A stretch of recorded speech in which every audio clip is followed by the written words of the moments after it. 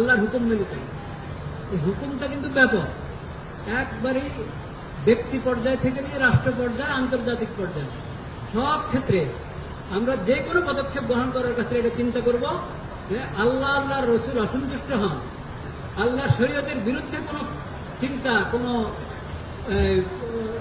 কোনো পদক্ষেপ চলে যাচ্ছে আমাদের, এটা যেন ভুলও না হতে পারে, সেটার জন্য খেয়াল করা এটা আমাদের বহুত বড় দায়িত্ব।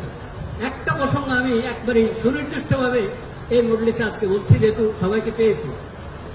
সেটা হলো আল্লাহ রাব্বুল আলামিন আমাদেরকে বানিয়েছেন, হয়তো আমরা পুরুষ না মহিলা।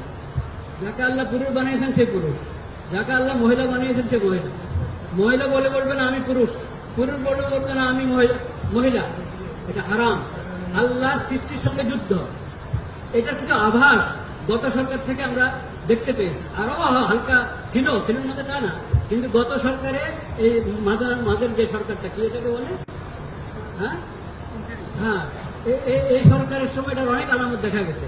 এটার আমরা তীব্র প্রতিবাদ করছি। আজকের এই ইফতারের মাহফিলে দোয়া কবুলের সময় এটার আমরা তীব্র প্রতিবাদ করছি। এটাকে যেন এদেশে কোনো সুযোগ দেওয়া না হয়।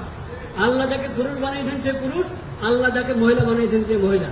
এখানে কিছুদিন আগে পুরস্কারের ঘোষণা এসেছে, দেখেছি এই ট্রান্সজেন্ডারের পুরস্কার, নাউজুবিল্লাহ। হ্যাঁ, সে আসলে পুরুষ কিন্তু মহিলার সাথে পুরস্কার পাবে আমাদের সরকারের কাছ থেকে না, কখনো না।